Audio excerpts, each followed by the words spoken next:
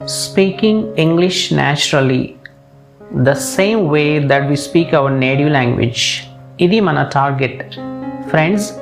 మనం మన మదర్ టంగ్ని ఎంత న్యాచురల్గా మాట్లాడతామో అంతే న్యాచురల్గా ఇంగ్లీష్ లాంగ్వేజ్ని మాట్లాడడానికి ఉపయోగపడే మరికొన్ని అంశాలతో ఈ వీడియో తయారు చేయడం జరిగింది. సో వితౌట్ వేస్టింగ్ టైం మనం వీడియోలోకి వెళ్ళిపోదాం. అయితే మీరు ఈ వీడియోని స్కిప్ చేయకుండా చూసినట్లయితే టాపిక్ మీకు క్లియర్గా అర్థమవుతుంది. ఓకే ఫ్రెండ్స్, ఈ వీడియోలో మనం బైనోమియల్స్ అంటే ఏంటి, అవి ఇంగ్లీష్ లాంగ్వేజ్ని న్యాచురల్గా మాట్లాడడానికి ఎలా ఉపయోగపడతాయో చూద్దాం. ఇక్కడ మనం చూసినట్లయితే స్క్రీన్ మీద బైనోమియల్స్ అంటే binomials are expressions often idiomatic where two words are joined by a conjunction usually and. Binomials అనేవి కొన్ని ఎక్స్ప్రెషన్స్, వాటినే మనము ఇడియోమాటిక్ ఎక్స్ప్రెషన్స్ అని కూడా అంటాము. ఇందులో టూ వర్డ్స్ని అండ్ అనే కంజంక్షన్తో జాయిన్ చేస్తారు. అలాగే second point, it is best to use them in informal situations with 1 or 2 exceptions. వీటిని మనము ఇన్ఫార్మల్గా మాట్లాడేటప్పుడు ఎక్కువగా యూజ్ చేస్తాము. దీనికి 1 or 2 ఎక్సెప్షన్స్ ఉంటాయి. సో మనము స్పోకెన్ ఇంగ్లీష్లో బైనోమియల్స్ని ఎలా యూజ్ చేస్తాము, వాటి మీనింగ్స్ ఏంటి, తెలుగులో వాటికి సమానార్థాలు ఏంటి అనేవి ఈ వీడియోలో నేర్చుకుందాం. Okay, first binomial odds and ends. Odds and ends అంటే మీనింగ్ ఏంటి? స్మాల్ అన్ఇంపార్టెంట్ థింగ్స్ అంటే చిన్న చిన్నవి, అంత ముఖ్యమైన విషయాలు కానివి లేదా వస్తువులు అని అర్థం. అయితే ఈ ఆడ్స్ అండ్ ఎండ్స్ అనే బైనోమియల్ని ఎలా యూజ్ చేస్తాము, కొన్ని ఎగ్జాంపుల్స్ చూద్దాం. First one, the main goods were shifted first then the odds and ends were taken. అంటే ముఖ్యమైన వస్తువులు ఫస్ట్ షిఫ్ట్ చేయడం జరిగింది, తర్వాత చిన్న చిన్నవి అంత ఇంపార్టెంట్ కానివి తీసుకెళ్ళడం జరిగింది. Second example, I have got a few odds and ends to do before living. అంటే వెళ్ళే ముందుగా నేను చేయవలసిన పనులు ఉన్నాయి, కొన్ని చిన్న చిన్నవి. ఇక్కడ ఆడ్స్ అండ్ ఎండ్స్ అంటే స్మాల్ జాబ్స్ అని అర్థం, చిన్న చిన్న విషయాలు, చిన్న చిన్న పనులు. అలాగే ఇక్కడ beginning of the sentence contraction ఉంది. కంట్రాక్షన్ అంటే ఫుల్ ఫామ్స్ కాకుండా మనము స్పోకెన్ ఇంగ్లీష్లో ఈ కంట్రాక్షన్స్ లేదా షార్ట్ ఫామ్స్ని యూజ్ చేస్తూ ఉంటాము. సో ఐ హ్యావ్, దానికి ఫుల్ ఫామ్ ఏంటి అంటే I have. Third example, let's get the main things packed, we can do the odds and ends later. అంటే ముందుగా మనము ముఖ్యమైన వస్తువుని ప్యాక్ చేద్దాం, మిగిలినవి చిన్న చిన్నవి అంత ఇంపార్టెంట్ కాని వాటిని తరువాత చూద్దాం అని చెప్తున్నాం. సో చూసాం కదా ఫ్రెండ్స్, చిన్న చిన్న విషయాలు లేదా వస్తువులు అంత ముఖ్యమైనవి కావు అనే అర్థం రావడం కోసం ఇంగ్లీష్లో మనము ఆడ్స్ అండ్ ఎండ్స్ అనే బైనోమియల్ని యూజ్ చేస్తాం. ఇంకొక విషయం, మనము ఆడ్స్ అండ్ ఎండ్స్ అని చెప్పేటప్పుడు ఈ మధ్యలో ఉన్నటువంటి అండ్ అనే పదాన్ని పూర్తిగా కాకుండా సింపుల్గా ఎన్ అని చెప్పినట్లయితే న్యాచురల్గా ఉంటుంది. ఎలా అంటే ఆడ్స్ అండ్ ఎండ్స్, అలా కాకుండా ఆడ్స్ అండ్ ఎండ్స్ అలా విడివిడిగా చెప్పకుండా న్యాచురల్గా చెప్పడానికి మనం ప్రాక్టీస్ చేయాలి, odds and ends. Okay friends, second binomial part and parcel. What is the meaning of part and parcel? Part of, or belong to, or integral part. అంటే ఒక భాగము, ఒక దానికి సంబంధించిన లేదా ముఖ్యమైన భాగము. ఫ్రెండ్స్, మనం తెలుగులో ఏదైనా ఒక విషయము ఒక దానిలో అంతర్భాగము, విడదీయరానిది, అది అందులో భాగము అని చెప్పుకుంటూ ఉంటాం. అదే ఇంగ్లీష్లో చెప్పాలంటే మనం ఇలా చెప్తాం, పార్ట్ అండ్ పార్సల్. ఇక్కడ ఎగ్జాంపుల్ చూస్తే మనకి ఒక ఐడియా వస్తుంది, చూద్దాం. Tears are part and parcel of growing up. అంటే జీవితంలో కన్నీళ్ళు అనేవి ఒక భాగం, అవి విడదీయడానికి కుదరదు. అంటే జీవితంలో కన్నీళ్ళు ఒక భాగంగా ఉంటాయి.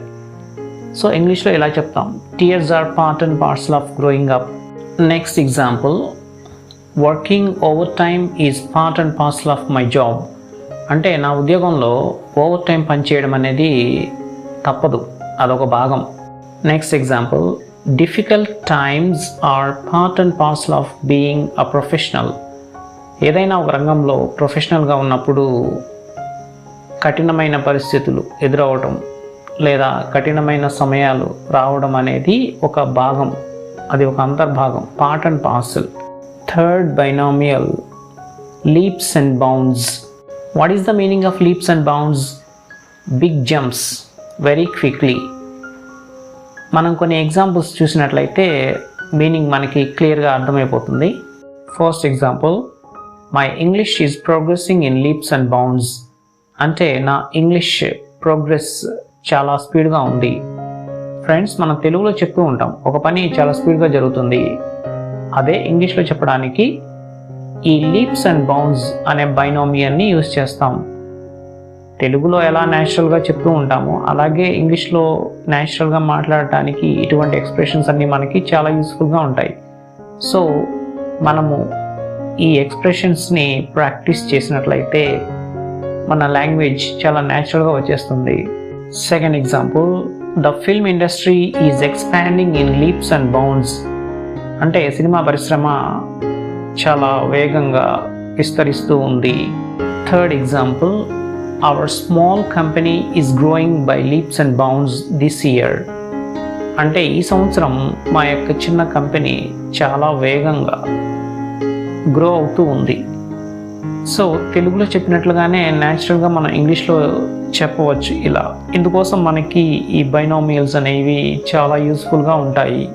Next example, his health has improved in leaps and bounds. అంటే అతని ఆరోగ్యము చాలా వేగంగా ఇంప్రూవ్ అయింది. ఫ్రెండ్స్, మనము ఆల్రెడీ డిస్కస్ చేసుకున్నాం ఏంటి అంటే కొత్త విషయాన్ని నేర్చుకునేటప్పుడు మనం నెంబర్ ఆఫ్ ఎగ్జాంపుల్స్ని ప్రాక్టీస్ చేయాల్సి ఉంటుంది. సో ఇక్కడ మనము ఇంకొక ఎగ్జాంపుల్ చూద్దాం. My knowledge of English has progressed in leaps and bounds since I have been watching this channel. అంటే ఈ ఛానల్ చూడటం మొదలుపెట్టినప్పటి నుంచి నా యొక్క ఇంగ్లీష్ నాలెడ్జ్ అనేది చాలా స్పీడ్గా ప్రోగ్రెస్ అవుతూ ఉంది. Fourth binomial, heart and soul. What is the meaning of heart and soul? The whole of one's energy and passion or completely. తెలుగులో చెప్తాం కదా, మనస్ఫూర్తిగా లేదా ఒక వ్యక్తి యొక్క మొత్తం ఎనర్జీ లేదా అతని యొక్క ప్యాషన్ అంతా ఒక విషయంలో ఇన్వాల్వ్ చేయడం, పూర్తిగా అనే అర్థం. ఫ్రెండ్స్, మనము తెలుగులో చెప్పేటప్పుడు అంటే ఎవరైనా ఒక వ్యక్తి ఒక పనిని మనస్ఫూర్తిగా చేస్తున్నాడు అంటే పూర్తి ఏకాగ్రతతో తన యొక్క శక్తిని అంతా అందులోనే కేంద్రీకరించాడు లేదా పూర్తిగా దాని మీదే కాన్సన్ట్రేట్ చేశాడు అని చెప్తూ ఉంటాం. అదే మీనింగ్ ఇంగ్లీష్లో రావడం కోసం మనము ఈ హార్ట్ అండ్ సౌల్ అనే బైనామియల్ని యూజ్ చేస్తాం. ఇక్కడ మనం చూద్దాం. First example, she put her heart and Saul into her dance classes. అంటే ఆమె తన యొక్క మొత్తం కాన్సన్ట్రేషన్ని ఆమె యొక్క డాన్స్ క్లాసెస్లో పెట్టడం జరిగింది. Next example, I love you with all my heart and Saul and always will. ఒక పర్సన్ ఇంకొక పర్సన్తో ఇలా చెప్తున్నాడు లేక చెప్తుంది, I love you with all my heart and Saul. అంటే నేను మనస్ఫూర్తిగా నిన్ను ప్రేమిస్తున్నాను, అండ్ ఆల్వేస్ విల్, అలాగే ఎప్పటికీ, అంటే ఎప్పటికీ అలాగే కంటిన్యూ చేస్తాను. సో మనస్ఫూర్తిగా ఒక పని చేయడం అనే అర్థం రావాలంటే మన హార్ట్ అండ్ సౌల్ అనే బైనామియల్ని యూజ్ చేస్తాము. Next example sentence, she loves those children heart and Saul. అంటే ఆమె ఆ పిల్లల్ని హృదయపూర్వకంగా ప్రేమిస్తుంది, అంటే జాగ్రత్తగా చూసుకుంటుంది. One more example, my friend Rahul is a committed man and puts his heart and Saul into everything he does. అంటే నా ఫ్రెండ్ రాహుల్ ఒక కమిట్మెంట్ కలిగిన వ్యక్తి. అతను చేసే ఏ పనిలో అయినా సరే తన యొక్క కాన్సన్ట్రేషన్ మొత్తము అందులోనే పెడతాడు లేదా అతను మనస్ఫూర్తిగా ఆ పనిని చేస్తాడు. ఓకే ఫ్రెండ్స్, చూస్తున్నాం కదా, మనస్ఫూర్తిగా చేయడం, శక్తి వంచన లేకుండా చేయడం అనే అర్థం రావడం కోసం మనం ఈ హార్ట్ అండ్ సౌల్ అనే బైనామియల్ని యూజ్ చేస్తాం. ఫ్రెండ్స్, ఒక వ్యక్తికి ఒక పని అంటే చాలా ఇష్టం అని అర్థం వచ్చే సందర్భంలో కూడా మనము ఈ హార్ట్ అండ్ సౌల్ అనే బైనామియల్ని యూజ్ చేస్తాం. ఇక్కడ చూద్దాం మనం ఒక example sentence. My father gave his heart and Saul to reading books. అంటే మా ఫాదర్ రీడింగ్ బుక్స్కి ఎక్కువ ఇంపార్టెన్స్ ఇచ్చేవాడు, అంటే ఎక్కువ సమయం బుక్స్ చదువుతూ గడిపేవాడు. Fifth binomial give and take. Friends, a spirit of compromise అంటే కాంప్రమైజ్ అవ్వటం. అప్పుడప్పుడు మనము సందర్భానుసారంగా కొన్ని విషయాల్లో రాజీ పడాల్సి వస్తుంది. అటువంటి సందర్భంలో మనము ఈ గివ్ అండ్ టేక్ అనే బైనామియల్ని యూజ్ చేస్తాం. అంటే నేను పలానా విషయంలో రాజీ పడ్డాను, లేదా అప్పుడప్పుడు మనకి ఇచ్చిపుచ్చుకునే ధోరణి అంటాం కదా తెలుగులో. సో దానికి సరిపోయినటువంటి బైనామియల్ ఏంటి అంటే ఇంగ్లీష్లో గివ్ అండ్ టేక్. ఫ్రెండ్స్, మరి గివ్ అండ్ టేక్ అనే బైనామియల్కి ఎగ్జాంపుల్స్ చూద్దాం. First one, every relationship needs a bit of give and take to be successful.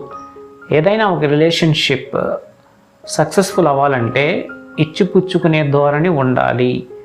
So ఇచ్చిపుచ్చుకునే ధోరణి, సర్దుబాటు చేసుకునే ధోరణి, దీనికి సరిపోయినటువంటి ఇంగ్లీష్ ఎక్స్ప్రెషన్ ఏంటి అంటే గివ్ అండ్ టేక్. చూస్తున్నాం కదా, తెలుగులో ఉన్నటువంటి ఎక్స్ప్రెషన్సే ఇంగ్లీష్లో కూడా ఉన్నాయి. మనం చేయాల్సిన పని ఏంటి అంటే వాటిని తెలుసుకొని మన డైలీ కాన్వర్జేషన్లో ఒక భాగంగా చేసుకోవడం.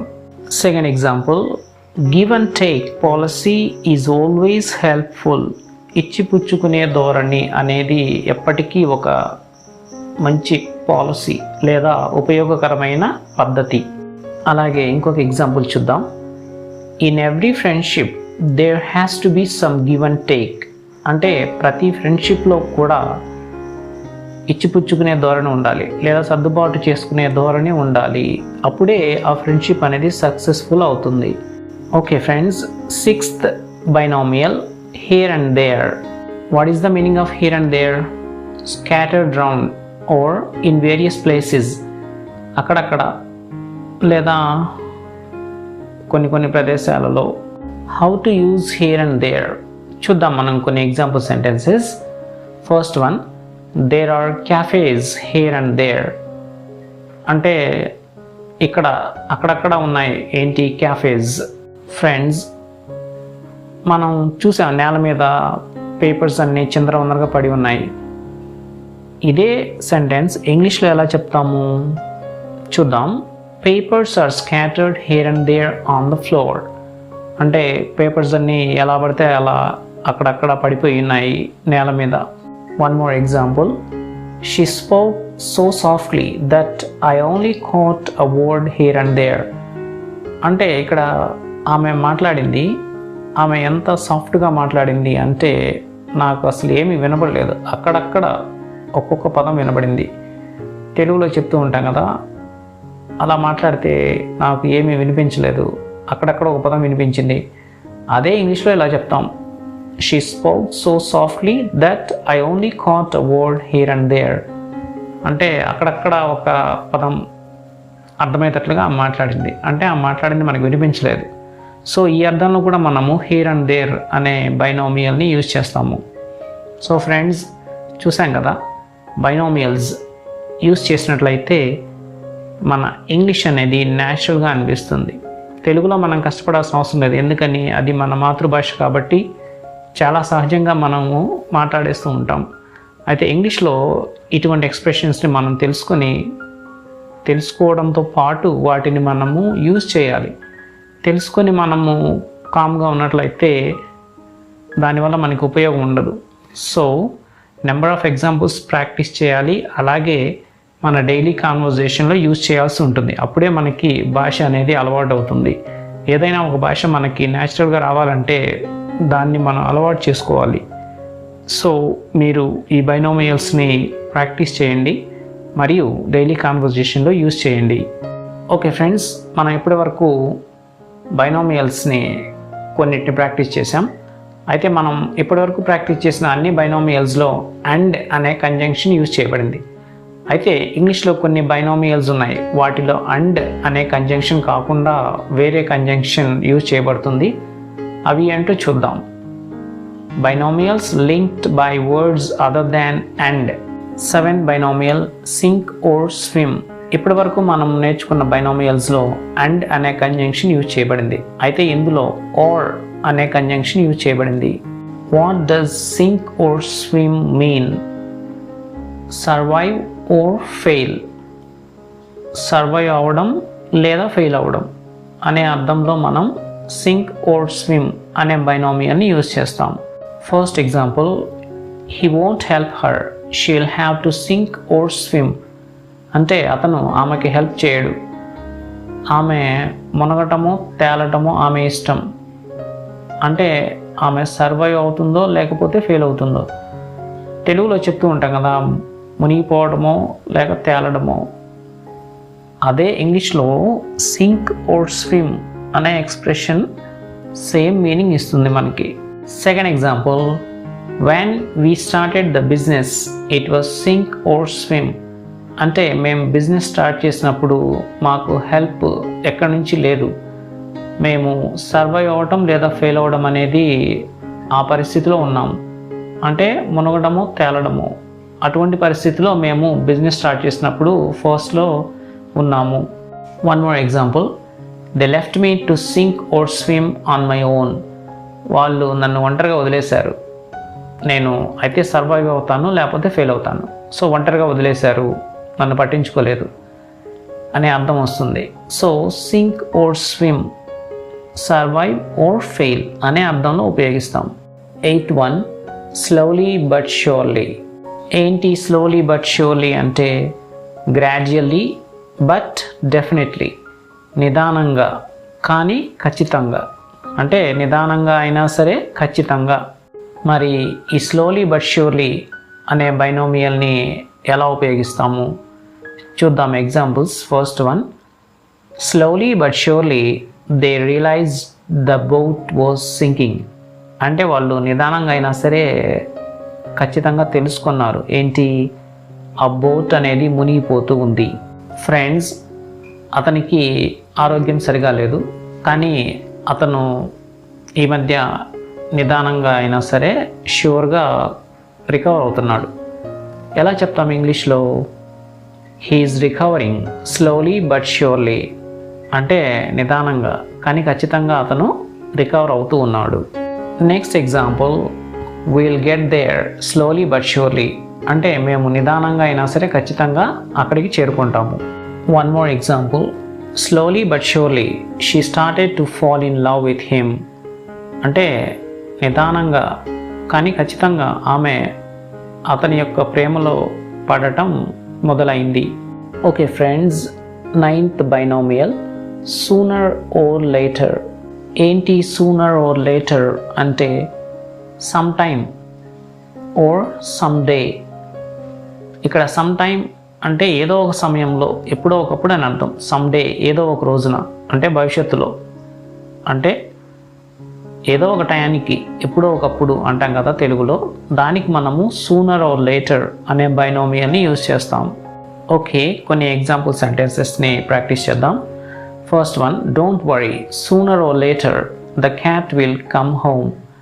అంటే మనం వేరే వాళ్ళకి చెప్తున్నాం, పిల్లి కనిపించకుండా పోయింది, సో వాళ్ళు బాధపడుతున్నారు. అప్పుడు మనం చెప్తున్నాం, ఏం బాధపడద్దు, ఎప్పుడో ఒకప్పుడు అది మళ్ళీ ఇంటికి వస్తుంది.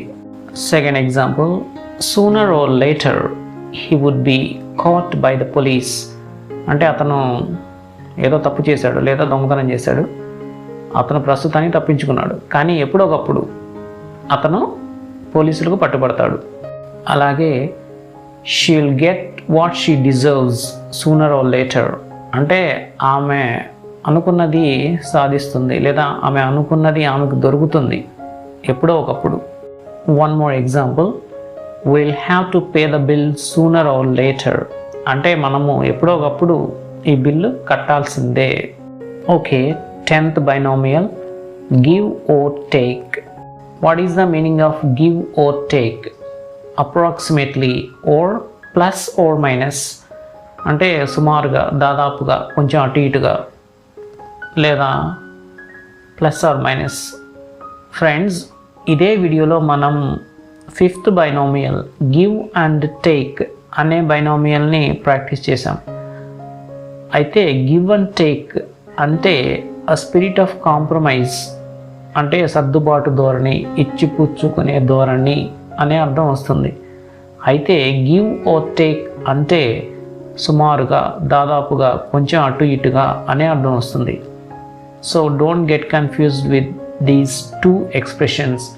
గివ్ అండ్ టేక్ అర్థం వేరు, అలాగే గివ్ ఆర్ టేక్ అనే బైనామియల్ యొక్క అర్థం వేరు. అది మనము నోటీస్ చేయాల్సి ఉంటుంది. ఇప్పుడు మనం కొన్ని ఎగ్జాంపుల్స్ చూద్దాం. First one, they grow to a height of 12 inches. Give or take a couple of inches అంటే అవి 12 inches వరకు హైట్ పెరుగుతాయి. అంటే కొంచెం అటు ఇటుగా, అంటే 1 or 2 inches తగ్గచ్చు లేదా పెరగచ్చు అని అర్థం. అంటే కొంచెం అటు ఇటుగా లేదా సుమారుగా అనే అర్థం రావాలి అంటే ఇంగ్లీష్లో మనం గివ్ ఆర్ టేక్ అనే బైనామియల్ని యూజ్ చేస్తాం. Next example, 2000 people came. Give or take a few hundred. అంటే అక్కడికి 2000 మంది వచ్చారు. 2000 మంది అంటే కొంచెం అటు ఇటుగా, అంటే 100 అటు ఇటుగా అనుకోవచ్చు. ఇలా చెప్పడానికి మనం గివ్ ఆర్ టేక్ అనే బైనామియల్ని యూజ్ చేస్తాం. Next example, it will be ready at 6. Give or take a few minutes. అంటే అది 6 గంటలకి రెడీ అవుతుంది. 6 గంటలకి అంటే కొంచెం అటు ఇటుగా, కొన్ని నిమిషాలు అటు ఇటుగా. అలాగే we have 10 acres of land. Give or take a bit అంటే మాకు 10 ఎకరాల ల్యాండ్ ఉంది. 10 ఎకరాలు అంటే కొంచెం అటు ఇటుగా. One more example, give or take the occasional argument. My sister and I get along pretty well. అంటే ఎప్పుడన్నా ఒక చిన్న గొడవ తప్ప నేను నా సిస్టర్ ఫ్రెండ్లీగా ఉంటాం. ఓకే ఫ్రెండ్స్, ఇప్పటివరకు మనము 10 బైనామియల్స్ని ప్రాక్టీస్ చేయడం జరిగింది. సో మనము ఈ బైనామియల్స్ మీనింగ్స్ నేర్చుకున్నాం కదా, అలాగే నెంబర్ ఆఫ్ ఎగ్జాంపుల్స్ ప్రాక్టీస్ చేసాం. సో మనము ఈ బైనామియల్స్ని మన డైలీ కాన్వర్జేషన్లో యూజ్ చేసినట్లయితే మన లాంగ్వేజ్ న్యాచురల్గా అనిపిస్తుంది. Thanks for watching.